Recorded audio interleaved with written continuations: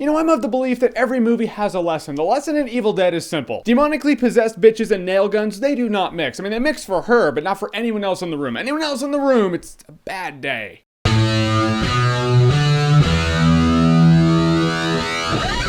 Evil Dead. So Evil Dead is a remake of the old Evil Dead movie, and the story of Evil Dead is 5 people go to this cabin and they find a little creepy trapdoor in the ground and they find a book down there, and reading from the book is going to unleash evil. Does it sound familiar? Yes, it does, because Cabin in the Woods is still relevant and I will reference it in most any horror movie review that I do. But they do not unleash the evil of zombified pain-worshipping backwoods idiots, no. They unleash this demon that starts possessing them and starts doing really messed up shit to them. They probably would have been better off with the Buckners if I'm being completely honest. Now, I knew going into this movie served one purpose. To take horror movies back to what horror movies were in the 80s without all the CGI, used props and gore, and all that good shit. And for the most part, Evil Dead does do what it set out to do. I'm gonna touch on this right now because it's the point of the movie. Evil Dead has some really disturbing imagery. Is it scary? Not really. I wish the movie was scarier than it was. Disturbingly gory? Yeah, but it's not like torture porn. You know, like Saw and Hostel where it's like, I'm torturing you, and that's the whole gimmick of the movie. It's not like that. It is different than that. Really bad shit happens to these people. Like to the point where you reflect on other horror movies and you're like,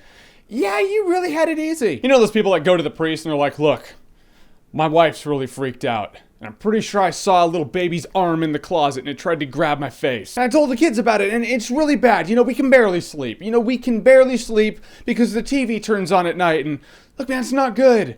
We need you. Can you please exorcise our house? I just want this priest to be like, wow, did you go to a crickety cabin in the woods? I mean, did you experience that shit? Because I'm pretty sure if your pretty little wife is still walking around with her face, you guys are gonna get through it. All right, you entitled first world problem douchebag, yeah, go back home. Start sprinkling holy water on your TV and just get over it. Yeah, these people get brutalized pretty bad in this movie. Are the people good actors? You know, for what they are. Is the dialogue forced for the most part. The intro to all the characters like, hey man, what's up man? You're my best friend ever. How's your girlfriend right there? Because we need to establish that for the audience. All right, I'm gonna go talk to my sister who I'm estranged from, but I need to tell her that so the audience knows exactly where everyone stands in the intro of this movie. But I get it. In a movie like this, you can't spend all your time on character build-up because we're here to watch them all die. We're not here to watch people die that we actually care about. We're here to watch people get brutalized that we don't give a shit about. They do a good job at illustrating why these people are in this cabin and why they're not leaving. Movies like this, that one person's always like, this is freaking me out, I want to go, and all the friends are like, look, calm down. I don't know what kind of friend you are with your friends, but the relationship I have with my friends are like, if someone is like, I don't want to be here, this is scaring me, I'll probably think they're out of their minds and crazy and overreacting, but we will go. In Evil Dead, they're all in this cabin because this one chick has to detox because she's a drug addict. So when she starts freaking out, she's like, there's something in the woods, or like,